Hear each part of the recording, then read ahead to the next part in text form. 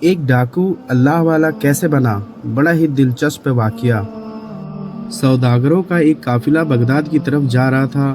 ان کے ساتھ ایک نوعمر لڑکا بھی تھا جن کی ماں نے اس قافلے کے ساتھ اس لیے کر دیا تھا تاکہ حفاظت کے ساتھ ہی اپنی منزل پر پہنچ جائے اور دین کا علم حاصل کرے۔ قافلہ اطمینان سے چلا جا رہا تھا کہ ایک جگہ کچھ ڈاکوؤں نے اس پر حملہ کر دیا۔ قافلے والوں نے اپنا مال بچانے کے لیے بڑی چالیں چلی کہ کسی طرح سے کچھ مال بچا لے، لیکن ڈاکوؤں کے سامنے ان کی ایک چال بھی کام نہ آئی۔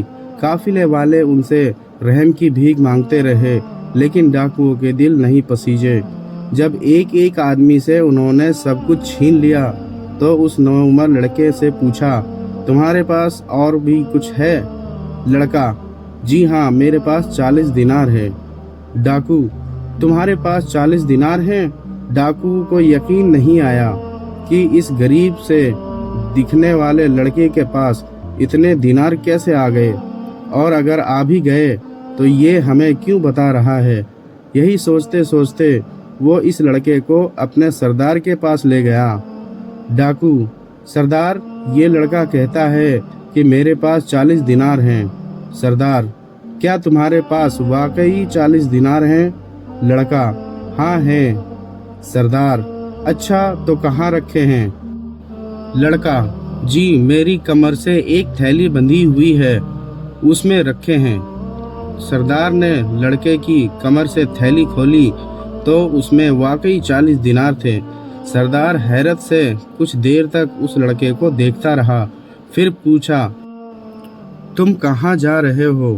لڑکا، دین کا علم حاصل کرنے بغداد جا رہا ہوں۔ سردار، کیا تمہارا وہاں جاننے والا کوئی ہے؟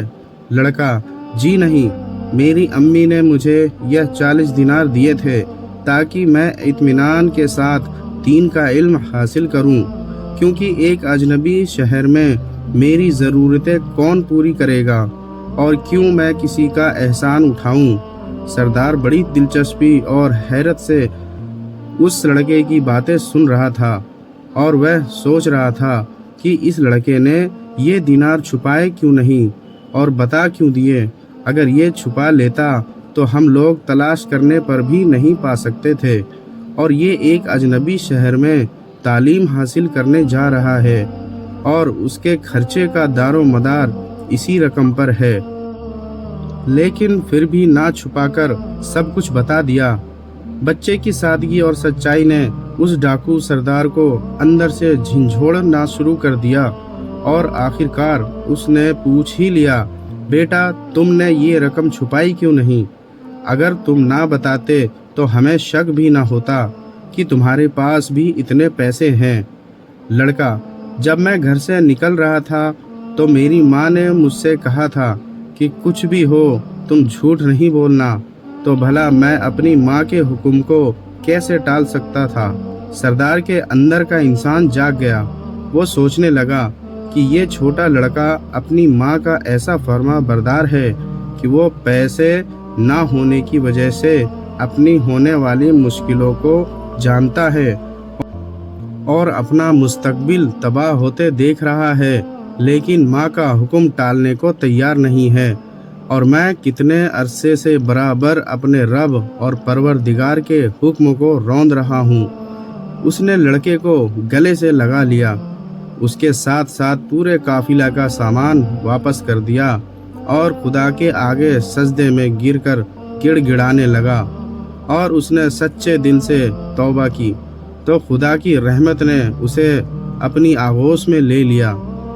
پھر یہ ڈاکو اپنے وقت کا ایک زبردست ولی اور اللہ والا بنا، اور خدا کے بندوں کو لوٹنے والا، خدا کے بندوں کو دین کی دولت تقسیم کرنے والا، بانٹنے والا بن گیا۔